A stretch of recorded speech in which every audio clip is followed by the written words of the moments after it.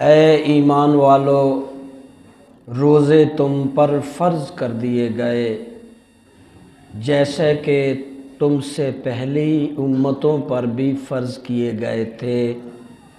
یہ اس لیے فرض کیے گئے تاکہ تم اس کے ذریعے سے تقوی والے پرہیزگار بن جاؤ، اللہ کے پسندیدہ بن جاؤ۔ اور آگے فرمایا کہ یہ محدود گنتی کے روزے ہیں، یعنی سال میں صرف ایک ماہ کے۔ ہاں، اس دوران اگر تم میں سے کوئی زیادہ بیماری میں مبتلا ہو یا سفر میں ہو تو جتنے روزے چھوٹے ہیں وہ بعد میں پورے کرے۔ اور اسی طرح فرمایا بالکل جو تم میں بیکار ہو جائے، بہت ضعیف ہو جائے اور نہ ٹھیک ہونے والی مرض میں چل پھر نہ سکے تو پھر اسے چاہیے کہ اتنے روزوں کا فدیہ غریبوں کو کھانا کھلائے۔ لیکن ساتھ ہی فرمایا کہ بہتر یہی ہے کہ جتنا ہو سکتا ہے ہمت کر کے تم خود روزے رکھو، یہ تمہارے لیے بہتر ہے اگر تمہیں سمجھ ہو۔ روزے اللہ کا مہمان، رمضان اللہ کا مہمان ہمارے پاس آ گیا ہے۔ ہم مسلمان مرد عورت اب اس اللہ کے مہمان کی خاطر تواضع کرنی ہے۔ اس خاطر تواضع کے ساتھ ہماری بخشش کا ذریعہ بن جائے گا، ہمارے گناہوں کی معافی کا ذریعہ بن جائے گا۔ اور رمضان کی خاطر تواضع یہی ہے کہ روزوں میں روزے رکھنے کے ساتھ ساتھ نماز کی پابندی اور سارے غلط کاموں سے بچنا اور سارے اچھے کاموں کو اپنانا۔ رمضان کی خاطر تواضع میں زیادہ سے زیادہ قرآن کی تلاوت، زیادہ سے زیادہ خاموشی، زیادہ سے زیادہ تسبیحات، ورد اذکار اور حلال روزی کی جستجو۔ اور رمضان کی خدمت میں یہ بھی ہے کہ آپ دوسروں کو بھی روزے رکھوائیں، دوسروں کے روزے بھی کھلوائیں، افطاری بھی کروائیں۔ زندگی کی خبر نہیں کب کہاں ختم ہو جائے، کم از کم آخری رمضان سمجھ ہی لیا کریں۔ ہر رمضان کو آخری رمضان زندگی کا سمجھیں کہ شاید اگلا رمضان ہمیں نصیب نہ ہو۔ اور حقیقت ہے یہاں سامنے بیٹھے مسجد میں احباب جتنے بھی ہیں، ان میں سے کئی ایسے چہرے میرے ذہن میں آ رہے ہیں جو پچھلے رمضان میں تھے، اس دفعہ نہیں ہیں۔ ابھی ہمارے نمازی ہیں جانی پورے سے، ان کے والد تھے، اب 2-3 دن پہلے اللہ کو پیارے ہو گئے۔ اسی طرح کتنے یہاں ہمارے محلے میں تھے، صوفی محمد علی صاحب کے والد۔ تو یہ بھائی خبر نہیں اگلا رمضان نصیب ہو کہ نہ ہو، ذہن سے نکال دیجئے کہ ابھی زندگی بڑی پڑی ہے، بہت نیکیاں کر لیں گے۔ ایسا نہیں ہے، جو روزے گزر جائیں، جو نیکی آپ سے ضائع ہو جائے وہ دوبارہ نہیں آتی۔ اللہ کے نبی صلی اللہ علیہ وسلم نے فرمایا جس نے جان بوجھ کر رمضان کا ایک روزہ چھوڑا اور اس کی بھرپائی کے لیے ساری عمر بھی روزے رکھے تو وہ روزے کی کمی پوری نہیں کر سکتا۔ پورا سال پوری عمر روزے رکھتا رہے، جو جان بوجھ کے روزہ چھوڑ دیا ہے اس کی بھرپائی نہیں ہو سکتی۔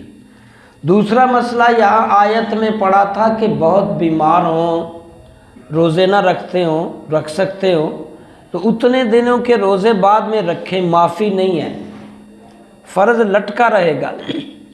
لیکن ایسے عمر رسیدہ لوگ بالکل بیکار ہو جائیں، جو چل پھر نہیں سکتے، کھا پی نہیں سکتے، بہت بیمار، تو پھر ان کی جگہ پہ اتنے روزے دوسروں کو رکھوائے جائیں، فدیہ دیا جائے۔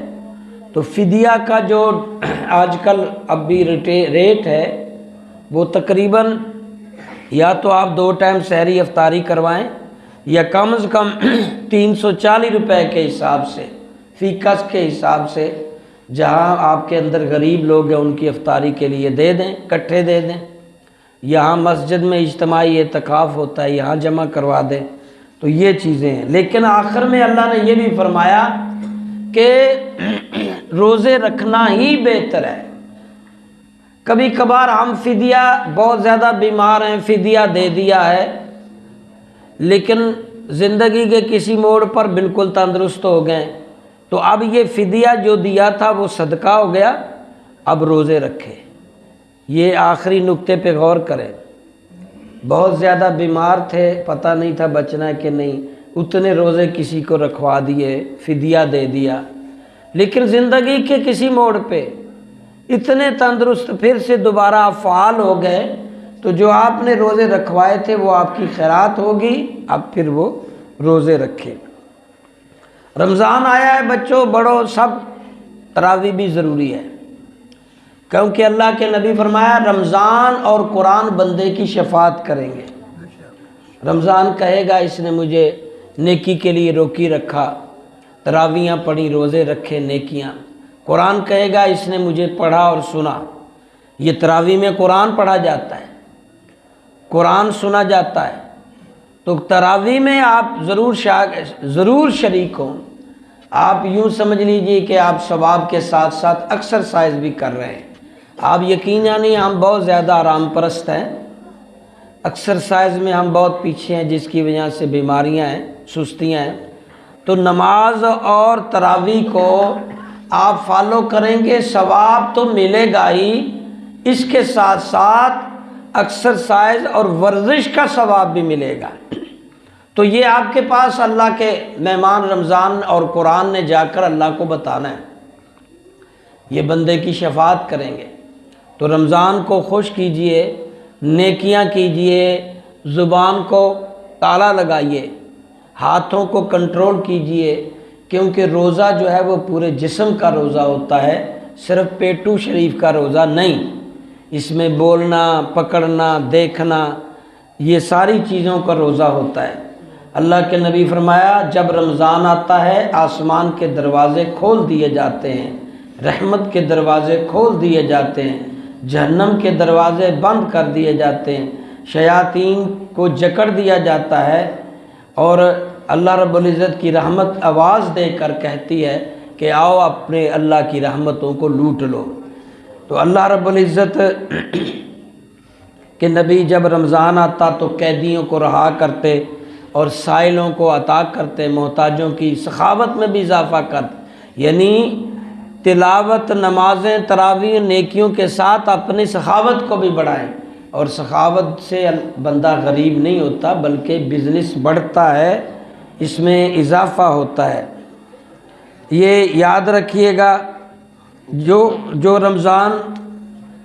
رمضان کے اندر نبی صلی اللہ علیہ وسلم فرمایا جو ایمان کی وجہ سے اور ثواب کے لیے رمضان کی راتوں کا قیام کرے گا اس کے پچھلے گناہ معاف کر دیے جائیں گے۔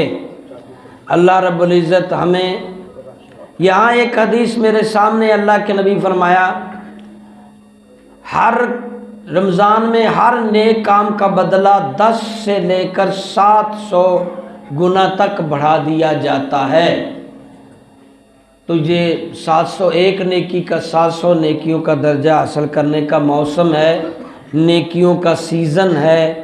اس سیزن سے نیکیوں کو جمع کرنے سے دن رات تگودو کیجئے۔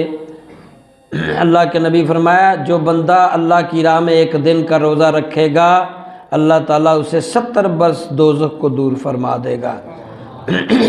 تو اس نیکیوں سے بھرپور فائدہ اٹھاتے رہیے، روزے افطار کرائیے، روزے رکھیے، تراویحوں میں آئیے، ڈسپلن کے ساتھ رہیے۔ اللہ رب العزت ہم سب